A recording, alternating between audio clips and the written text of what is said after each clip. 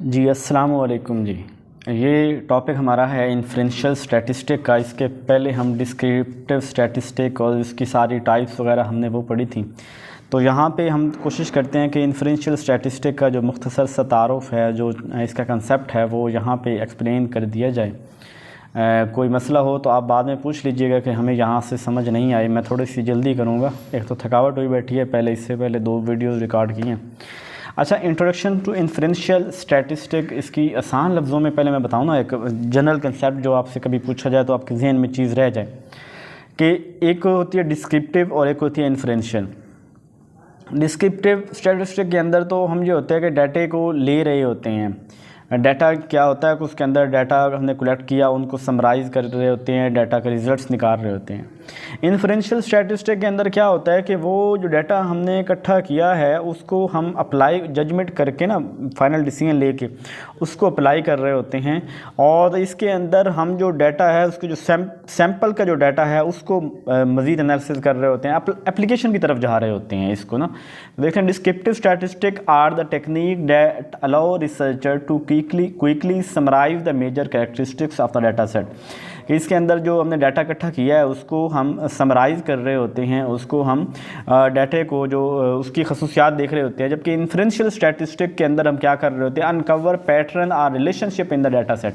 जो डाटा है उसके अंदर आपस में रिलेशनशिप जो है वो हम देख रहे होते हैं। मेक जजमेंट अबाउट डाटा, जो डाटा हमने इकट्ठा किया उसके मुतालिक हम डिसीजन की तरफ जा रहे होते हैं।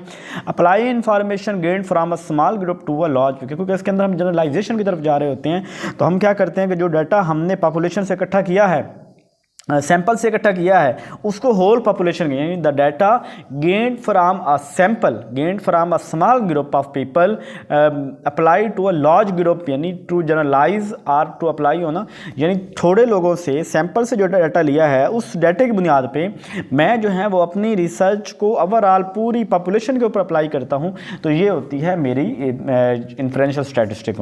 कंसेप्ट की समझ आप, डेफिनेशन तो पता चल गई ना कि जो डाटा हमने इकट्ठा किया स्मॉल पॉपुलेशन से, उस डाटा को इंटरप्रेट करना, उसको जजमेंट करना, उसका रिलेशनशिप फाइंड करना, फिर उसको लार्ज पॉपुलेशन के ऊपर जो है अप्लाई करना, ये हमारी इन्फ्रेंशियल स्टैटिस्टिक होती है। ठीक है, यानी these technique are part of the process of data analysis used by the researcher to analyse. इसके अंदर एनालिसिस करते हैं, इंटरप्रेट करते हैं and make inferences about the result, और उनका जो है ना वो इन्फ्रेंसेस यानी उस जजमेंट करके उसको अप्लाई करना लोगों के ऊपर, तो ये करते हैं इसके अंदर। अच्छा, इन्फ्रेंशियल स्टैटिस्टिक के मतलब और जो है हम थोड़ी सी बातें देख लेते हैं। Inferential statistics help researcher to make generalization about a population based on the data obtained from the sample। एक बड़ी पॉपुलेशन में एक छोटी पॉपुलेशन से यानी सैंपल से हमने डाटा कलेक्ट किया और उस डाटा को हम उस पूरी पॉपुलेशन के ऊपर अप्लाई करते हैं, ये काम हो गया। सैंपल क्या होता है अब यहाँ पे, मतलब सैंपल वो जो होता है वो small subset of large population, बड़ी पॉपुलेशन का एक छोटा सा हिस्सा, उसको हम सैंपल बोलते हैं। So the inferences made on the basis of the data obtained from sample can't be free from error. तो यानी हम छोटी पॉपुलेशन से जो है, अगर बड़ी पॉपुलेशन से डाटा लूँ तो डेफिनेटली ये होगा कि मेरा जो है ना वो यानी एक बड़ी पॉपुलेशन में डाटा लूँगा तो डाटा लेना मुश्किल होगा और बड़े मसाइल होंगे मेरे लिए। तो मैं थोड़ी पॉपुलेशन से करेक्टली डाटा लेता हूँ और उसको लार्ज पॉपुलेशन के ऊपर अप्लाई करता हूँ। छोटी पॉपुलेशन में डाटा लेता हूँ, उसे सैंपल बोलते हैं। We can't say with 100% confident that the characteristic of the sample accurately reflect the characteristic of the large population.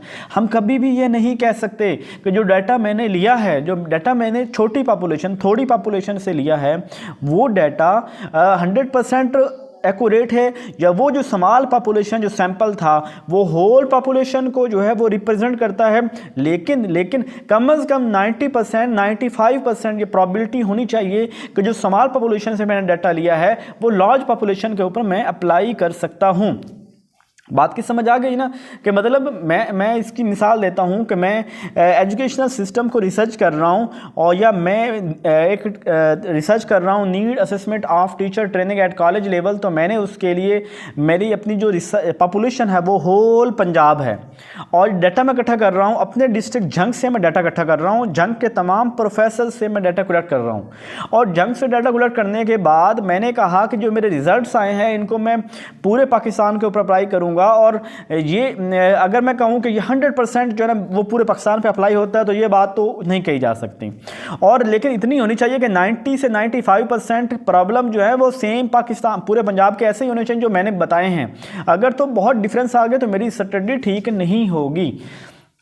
अच्छा, इन्फ्रेंशियल स्टैटिस्टिक के अंदर चूंकि वो दो, एक तो हमने कहा था डिस्क्रिप्टिव स्टैटिस्टिक, डिस्क्रिप्टिव स्टैटिस्टिक के अंदर हमने क्या बातें की थी, सेंट्रल टेंडेंसी की बात की थी, जिसके अंदर मीन मोड मीडियन की बात की थी, डिस्पर्शन की बात की थी, जिसके अंदर हमने कहा था कि वेरिएंस कहा था, हमने वो स्टैंडर्ड डेविएशन कहा था, हमने उसके अलावा रेंज कहा था, हमने इसके अंदर जो है ना वो क्वार्टाइल कहा था, फिर उसके बाद हमने शेप की बात की थी जिसके अंदर हम स्क्यूनेस की बात की थी, हमने कोर्टोसिस बात की थी।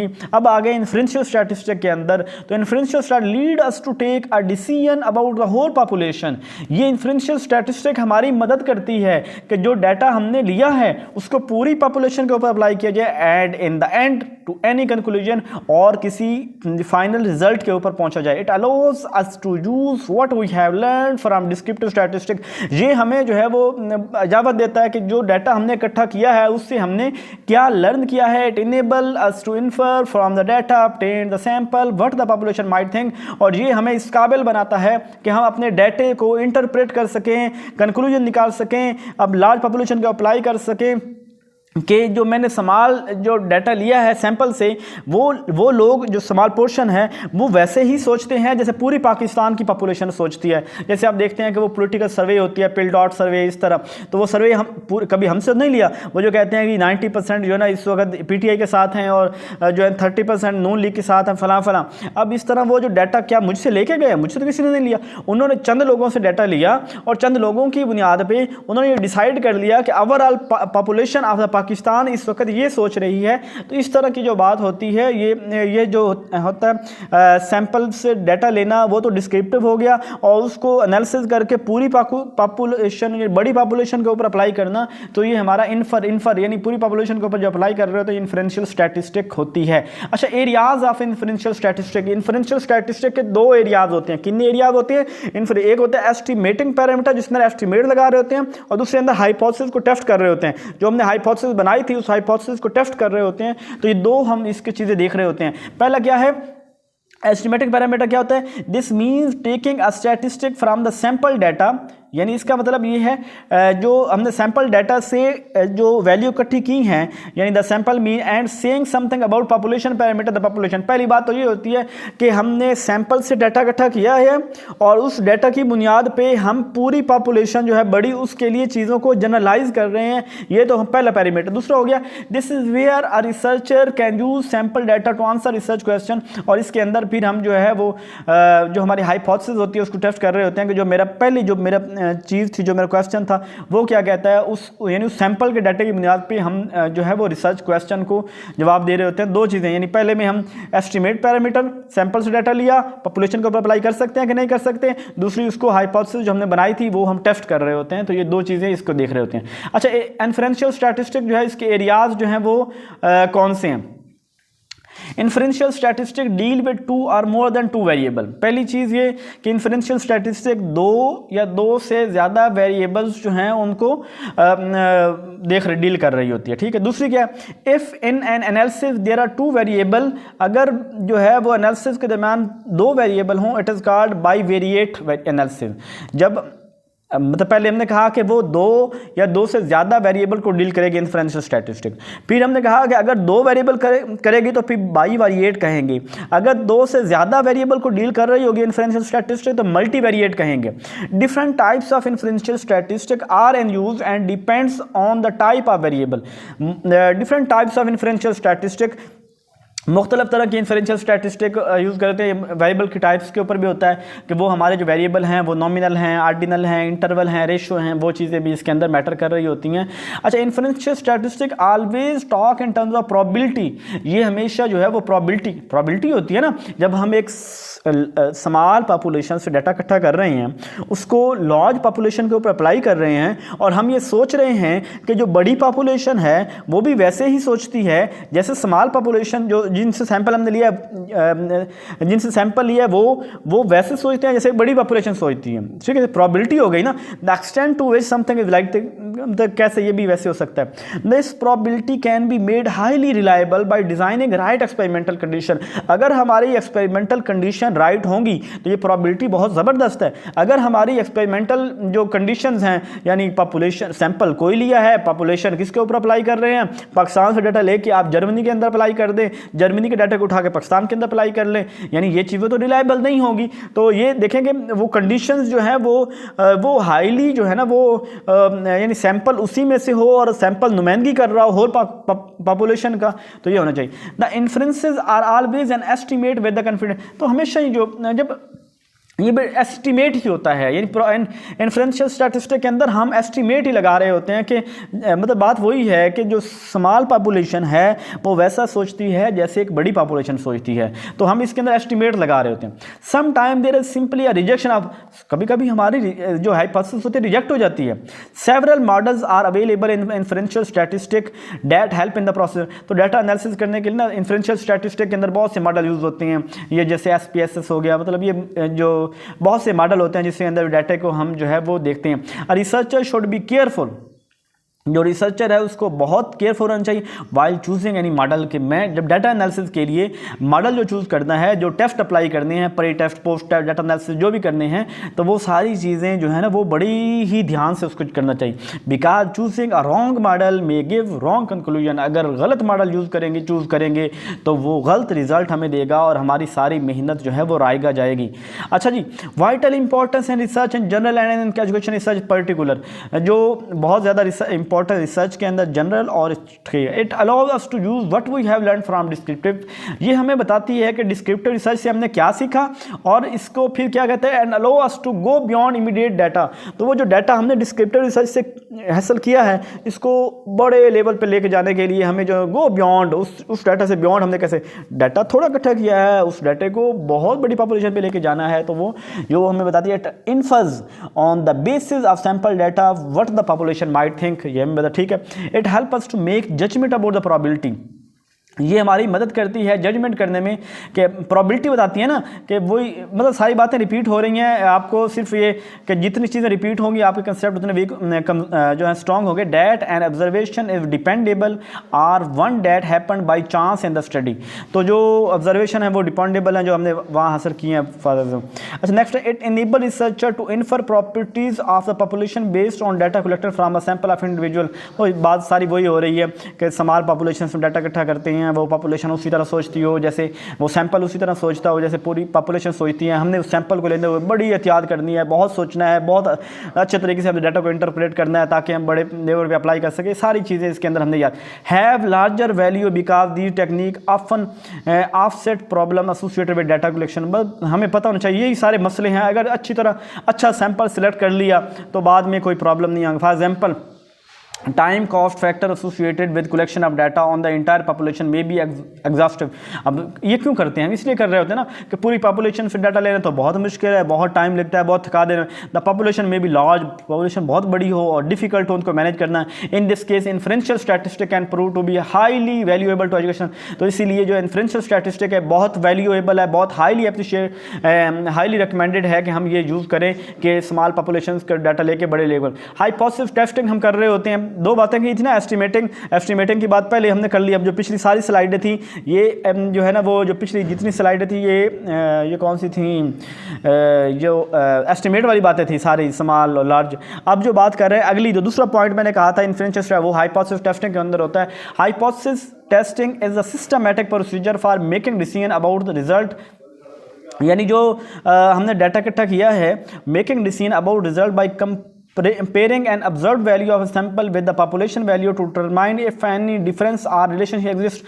तो अब जो मैंने हाइपोथेसिस पहले बनाई थी, तो यहाँ पे अब हम देख रहे होते हैं क्या वो आपस में उन वेरिएबल्स का आपस के दरमियान ताल्लुक है कि कोई नहीं है। क्या मेरी रिसर्च, अगर हाइपोथेसिस का आपस में उन वेरिएबल्स का आपस में ताल्लुक होगा, अगर एक वेरिएबल जो है इंडिपेंडेंट वेरिएबल डिपेंडेंट वेरिएबल के ऊपर इन्फ्लुएंस कर रहा होगा तो उस सूरत के अंदर तो हाइपोथेसिस ठीक होगी। अगर हमारी हाइपोथेसिस ही गलत है, अगर मैं कहूँ कि मेरी हाइट का और मेरे या मेरे कलर का मेरी जो है ना वो रिसर्च के ऊपर जो है क्या असर होगा, या मेरी जो है ना टीचिंग में, अब ये चीज़ें जिनका आपस में ताल्लुक कोई नहीं है, अगर मैं वो चीज़ शामिल कर लूँगा तो मेरी तो हाइपोथेसिस ही रॉन्ग है। तो पहली हाइपोथेसिस ठीक होना बहुत ज़रूरी है। Hypothesis testing is a procedure for deciding whether the result of research study support a particular theory, यानी वो हाइपोथेसिस जो है ना वो यही बताएंगे ना ये कि क्या वो स्टडी को सपोर्ट कर रही हैं या नहीं कर रहे हैं। In the process sample data is used to evaluate hypothesis about population, ठीक है। हाइपोथेसिस टेस्टिंग क्या होती है? In this process a researcher test whether the sample mean is a good estimate of the population mean, कि जो sample का mean है वो जो आगे पिछली वाली एस्टिमेशन वाली बात की, जो सैंपल का मीन है उसका एवरेज है, क्या वो होल एवरेज के साथ वो मिलता है, यानी सैंपल के डाटे के मीन होल पॉपुलेशन के डाटा का मीन आपस में कोरिलेट कर रहा है। इफ प्रोवाइड्स अ यस और नो आंसर, वो क्या देता है, ये हमें यानी ये बताता है कि यस है या no. Either the sample mean is a good estimate, क्या वो जो हमारा सैंपल का मीन है वो जो लार्ज पॉपुलेशन का मीन है उसके साथ क्लोजली टाइट है, रिलेशन है, तो यस होगा, नहीं है तो नो होगा। Since we can never absolutely prove that the sample is a good estimate, हम कभी भी ये नहीं कह सकते कि जो सैंपल हमने इकट्ठा किया है वो बहुत ज़बरदस्त है, और कभी भी ये नहीं कह सकते कि वो टोटली रॉन्ग है, क्योंकि अगर हाइपोथेसिस ठीक थी तो वो कहीं ना कहीं उसका रिलेशनशिप होगा। नेक्स्ट हमारा है there are 5 steps in the hypothesis test. Hypothesis testing के अंदर 5 स्टेप होते हैं। पहली बात तो हमें पता होना चाहिए कि नल हाइपोथेसिस और अल्टरनेटिव हाइपोथेसिस की पहचान होनी चाहिए। Null hypothesis when there is no relationship between two variable, alternative hypothesis when there is relationship between two variable, ठीक है। सेकंड है set a level of significance और अल्फा लेवल, फिर एक लेवल सेट करेंगे कि कितना वो उसके साथ ताल्लुक हो। मैं कहता हूं कि अगर वो 90% क्लोज है तो इट मीन वो अल्टरनेटिव है, और अगर वो 90% नहीं है तो वो नल हाइपोथेसिस, यानी अब कुछ ना कुछ मैं अगर कहूँ कि the colour my skin colour and the my teaching approaches, जो भी मैं कह लूँ, मेरा जो है ना वो टीचिंग परफॉर्मेंस मैं कह लूँ, तो 5% हो सकती है। अगर एक खूबसूरत टीचर फीमेल टीचर पढ़ा रही है तो बच्चे उससे ज़्यादा अट्रैक्ट होंगे और बनिस्बत मेरे जैसे मौलवी से। लेकिन अगर 5-10% तो हो सकता है, लेकिन अगर मैं इफेक्टिवली पढ़ा रहा हूँ तो वो चीज़ें दरम्यान में नहीं आएंगी। कलेक्शन डाटा हो गया, कंप्यूट द सैंपल स्टैटिस्टिक, उसको कंप्यूट करना और फाइनल डिसाइड करना, उसको या रिजेक्ट करना या उसको एक्सेप्ट करना। अब हाइपोथेसिस वो ये बातें मैंने कर ली हैं, बेहतर तो था कि आप खुद पढ़ लेते। तो खैर जो रिसर्च जब नल हाइपोथेसिस होती है उसको H0 से शो करते हैं, और जो अल्टरनेटिव हाइपोथेसिस होते हैं उसे HA, ये HA सवाल होना चाहिए था मेरा ख्याल, और H0 जो है ना H0 ये बिल्कुल छोटा सा जो ना H के साथ होना चाहिए था। मैं यहाँ पे आपको ये कैसे बताऊँ, कैसे यहाँ पे ऐसे कर देते हैं, यानी ये ऐसे करके ऐसे होना चाहिए, ठीक है, और वो जो होती है वो इसको H ऐसे होना चाहिए, ठीक है। इस तरह करके हम इसे करते हैं। अच्छा, उसके बाद ये है there are 2 possible version of truth about the relationship between the predictor of interest and the outcome of the population. Prediction करनी होती है कि आपस में क्या उनका रिलेशन है और उसकी आउटकम क्या होगी वगैरह। नेक्स्ट इसी का the null hypothesis describe a lack of association. Null hypothesis में वही होता है कि इसके आपस में कोई ताल्लुक नहीं है, ना कोई प्रेडिक्टर में, ना आपस में उनका कोई, ना वो फ्यूचर के अंदर कोई प्रेडिक्शन देगा, ना उसकी कोई आउटकम होगी। द अल्टरनेटिव हाइपोथेसिस बताती है कि आपस के अंदर उनकी स्ट्रॉन्ग एसोसिएशन है और उनकी एसोसिएशन जो है वो फ्यूचर के अंदर जो है वो इफेक्ट कर रही होंगी। The goal of hypothesis statistical testing is to decide whether there is sufficient evidence from the sample under study to conclude that the alternative hypothesis should be accepted. तो अगर वो आपस के अंदर रिलेशन है तो एक्सेप्टेड होगी, अगर नहीं हो तो वो नल नहीं एक्सेप्ट होगी, इसको छोड़ें। नेक्स्ट सेट, तो वो मैंने कहा था कि आप एक लेवल सेट करते हैं। हम कहते हैं जी कि जो मेरी नल हाइपोथेसिस है वो उसका मेरी जो हाइपोथेसिस है उसका अगर वो एसोसिएशन है तो वो 1 होगा, और जितनी उसका एक लेवल सेट करता हूँ कि अगर 0.01 है या 0.05 है, यानी जितनी वो 1 के करीब होगी उतनी स्ट्रॉन्ग होगी, जितनी 1 के करीब नहीं है तो यानी एक जो मैं लेवल सेट कर रहा होता हूँ तो वो इसके अंदर अल्फ़ा एक लेवल सेट करते हैं कि इतने % जो है ना मुझे इसमें से गुंजाइश है, 5 आउट ऑफ 100 मुझे गुंजाइश है। इस तरह की है, इसको आप पढ़ लीजिएगा, कोई नहीं है इसके अंदर इतनी खास बात, ठीक है। एक लेवल सेट कर रहे होते हैं हम, तो उससे कम होगा तो वो रिजेक्शन होगी, यानी जैसे 001 बिल्कुल, अगर 1% से कम हो गया तो रिजेक्ट हो जाएगी, 1% से ऊपर होगा तो एक्सेप्ट हो जाएगी। कलेक्शन डाटा क्या होता है कि कोई भी क्वेश्चनर, इंटरव्यू, एक्सपेरिमेंटल जो भी तरीक़ाकार है उससे यूज़ करके मैं डाटा को इकट्ठा कर रहा होता हूँ और कोड द डाटा, फिर उस डाटे को कोड करता हूँ, फिर उसको कंप्यूट करता हूँ, ठीक है। नेक्स्ट है फिर स्टैटिस्टिक यूज़ करता हूँ, यानी उस डाटे को कंप्यूट करना, मतलब उसको कलेक्ट करना, ये वाला काम कर रहे होते हैं, ठीक है। उसके बाद है make a decision about rejecting or failing to reject the null hypothesis. अच्छा, फिर हमने यहाँ पर डिसाइड करना होता है कि मैंने डाटा उसको रिजेक्ट करना है या एक्सेप्ट करना है। इसकी वो हमारे पास ये इंपॉर्टेंट चीज़ यहाँ पे आगे आएगी। अच्छा, uncertainty and error in hypothesis testing, कौन सी जो है हाइपोथेसिस के अंदर टेस्टिंग की हम गलती कर रहे होते हैं। Hypothesis testing is an inferential process, यानी हाइपोथेसिस को टेस्ट करना एक इन्फ्रेंशियल प्रोसेस है। यानी अब जब हम बड़ी पॉपुलेशन के ऊपर अप्लाई कर रहे हैं तो वहीं पता चलेगा ना कि मेरी हाइपोथेसिस गलत है, तो बड़ी पॉपुलेशन पर अप्लाई भी नहीं हो सकता। It uses limited information about obtained from the sample, यानी स्मॉल पॉपुलेशन से बड़ी लिमिटेड इन्फॉर्मेशन ली है, फिर इसको हमने जनरलाइज कर रहे हैं एक बड़ी पॉपुलेशन के ऊपर, ठीक है। As a sample is a small subset, जो पॉपुलेशन बड़ी पॉपुलेशन के स्मॉल सबसेट से हमने डाटा लिया है और वो बहुत लिमिटेड इन्फॉर्मेशन दे रहा है, उस इन्फॉर्मेशन की बुनियाद पे हम बड़ी पॉपुलेशन के ऊपर अप्लाई कर रहे हैं, तो ये चांसेस हैं कि वो रिजेक्ट हो जाए या चांसेस हैं कि वो जो है ना वो हमारे एक्सेप्ट हो जाए। तो कौन कौन सी चीज़ें हो सकती हैं, इसके अंदर दो एरर आएंगे, टाइप 1 एरर और टाइप 2 एरर। टाइप 1 एरर क्या होगा, ये बहुत इंपॉर्टेंट है टाइप 1 एरर, कि जिसके अंदर हमें पता है कि error occur when researcher reject a null hypothesis that is actually true, कि जो नल हाइपोथेसिस है, जो आप नल हाइपोथेसिस जिनका आपस में रिलेशन कोई नहीं है, और दैट इज एक्चुअली ट्रू, बिल्कुल ठीक है कि उनका आपस में अंदर कोई रिलेशन नहीं है, मेरी हाइट, मेरे कलर का, मेरी टीचिंग परफॉर्मेंस के साथ कोई ताल्लुक नहीं है, ये दोनों चीज़ों का आपस में कोई ताल्लुक नहीं, प्रूव हो गया, पता चल गया। लेकिन मैं जो है ना वो क्या करता हूँ कि मैं रिजेक्ट कर देता हूँ, मैं इस चीज़ को जो है ना वो एक्सेप्ट नहीं कर रहा, यानी मैंने उस चीज़ को रिजेक्ट कर मैंने उस चीज़ को, मुझे पता चल गया कि कोई रिलेशन नहीं है, तो उसकी जगह पे क्या आना था, अल्टरनेटिव हाइपोथेसिस आना था। तो मैंने अल्टरनेटिव हाइपोथेसिस लेने के बजाय मैंने इसको रिजेक्ट कर दिया, यानी ये वाला जो है ये टाइप 1 एरर होगा, ये बहुत क्रिटिकल है। ये वाला अगर होगा तो मैं पूरी रिसर्च कर लूँगा और बाद में एट द एंड क्या होगा, जब पूरी रिसर्च करने के बाद फिर मुझे पता चलेगा यार मैं तो गलत था, फिर दोबारा से खान फिर जीरो से शुरू करेगा, तो ये वाली चीज़ है, ये ख़तरनाक है। Mean the researcher conclude that the treatment does have an effect when in fact the treatment has no effect. अच्छा, ये आप पढ़ लीजिएगा वही बात का अगर आपको समझ। टाइप 2 एरर के अंदर क्या होगा कि अब उसे रिसर्चर फेल टू रिजेक्ट, अब नल हाइपोथेसिस का आपस के अंदर जो है वो रिलेशनशिप जो है वो है, तो इट मीन वो फॉल्स हो गई, यानी वो क्या हो गई, अब वो उसने क्या करना था कि रिजेक्ट करना था और अल्टरनेटिव लेके आनी थी, लेकिन वो फेल हो जाता है। तो ये वाला जो है ना ये थोड़ा कम है, क्योंकि इसके अंदर हमें कहीं ना कहीं आगे जाके जब इफेक्ट आ रहा होता है, जब रिजल्ट्स आ रहे होते हैं, तो रिलेशनशिप तो पाया जाता है उनके अंदर, तो वहाँ पर हमें पता चल जाता है। लेकिन ये दोनों एरर जो है वो ये नहीं होने चाहिए, ठीक है। ये थोड़ा आप पढ़ लीजिएगा, मैं बहुत थक गया हूँ। यहाँ पे आपको समझना आ रही हो ना, तो स्लाइड नंबर ये मेंशन आ रहे हैं 25, 26 या ये नीचे ये मेंशन आ रहा है 408 स्लाइड नंबर। आपने मुझे जस्ट मैसेज में कर देना है कि इस स्लाइड की मुझे समझ नहीं आई तो वो बता दें, क्योंकि कॉलेज का टाइम हो गया, बच्चे आ रहे हैं, दफ्तर में बैठा हूँ, तो मुझे जो है ना अभी जाके सारा कुछ करना। अच्छा, तो ये जो है ना वो इसकी दो टाइप्स हैं, पैरामेट्रिक, नॉन पैरामेट्रिक। इसके ऊपर मेरी वीडियो बहुत ब्रीफ है, वो आपको समझ आ जाएगी। अपना ख्याल रखिएगा, कोई किसी बात की समझ ना आए, कोई जल्दी में गुजारा हो तो वो बता दीजिएगा। जज़ाकल्लाह जी।